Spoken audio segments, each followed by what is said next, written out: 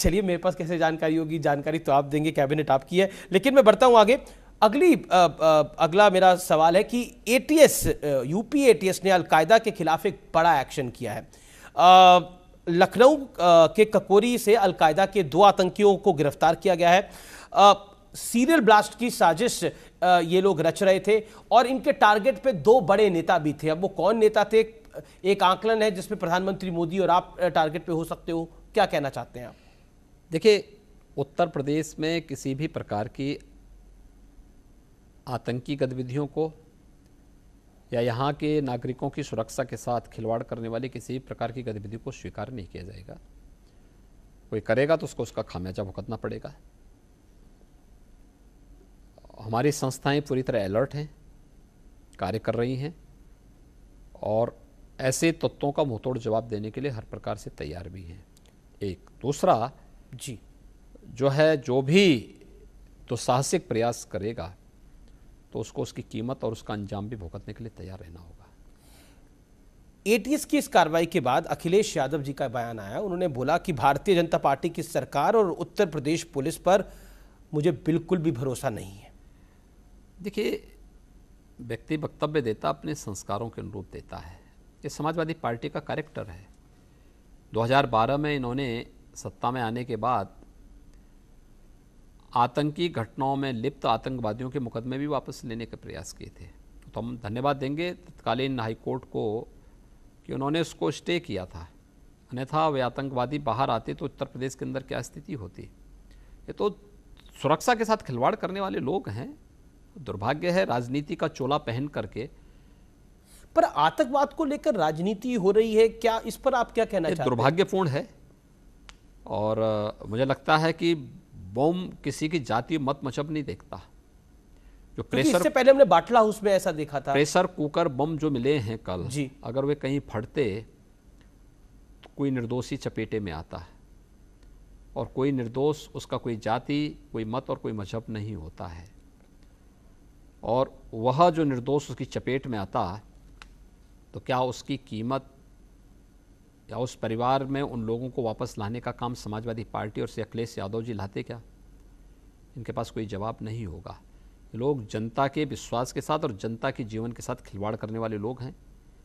जब सत्ता मिली थी तब दंगा करवाते थे, प्रदेश के संसाधनों में लूट करवाते थे, आतंकवादियों के मुकदमों को वापस लेते थे, अपराधियों को सत्ता अपराधियों की सरप्रस्त बन करके उनके सामने गिरवी रख दी गई थी। उत्तर प्रदेश में आज भारतीय जनता पार्टी की सरकार है। ऐसा कुछ भी नहीं होने दिया गया है और न होने दिया जाएगा। ये हम लोग प्रदेशवासियों को आश्वस्त करते हैं और इस बात को मानिए, हम लोग हैं, राज्य में हर व्यक्ति को बहुत सुरक्षित माहौल में रहना चाहिए। मैं बढ़ता हूं आगे। और माफियाओं और योगी आदित्यनाथ का 36 का आंकड़ा है, ऐसा क्यों है? देखिए, जिसका प्रदेश के विकास और प्रदेश की समृद्धि में, प्रदेश के नागरिकों की खुशहाली और प्रदेश की समृद्धि में से 36 का आंकड़ा है, उससे मेरा 36 का आंकड़ा होगा। मेरा किसी से व्यक्तिगत, किसी से जातिगत, किसी से अन्य कोई दुश्मनी नहीं है और मेरी किसी से दुश्मनी भी होगी क्यों।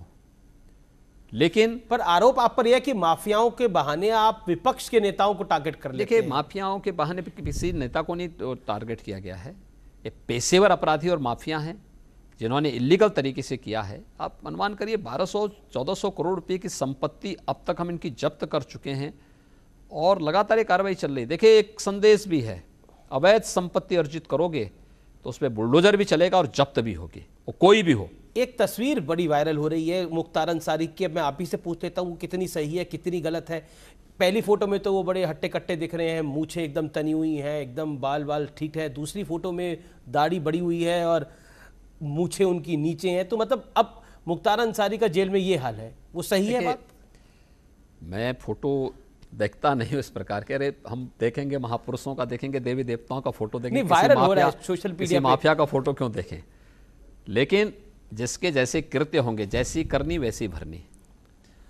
और आप पे आरोप है कि मुख्तार अंसारी को आप अपनी जिद के लिए पंजाब से यूपी घसीट लाए। देखिए, मैं किसी जिद के नाते किसी को नहीं लाया हूं जी। कानून के दायरे में हर अपराधी को आना चाहिए और किसी नेता को और किसी पार्टी को यह अधिकार नहीं कि किसी माफिया को संरक्षण देकर के उसका सरप्रस्त बने।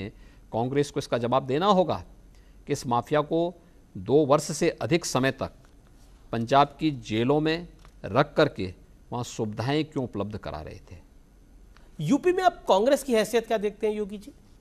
देखिए, 0 + 0 हमेशा 0 होता है और मुझे लगता है कि कांग्रेस की यही हैसियत है।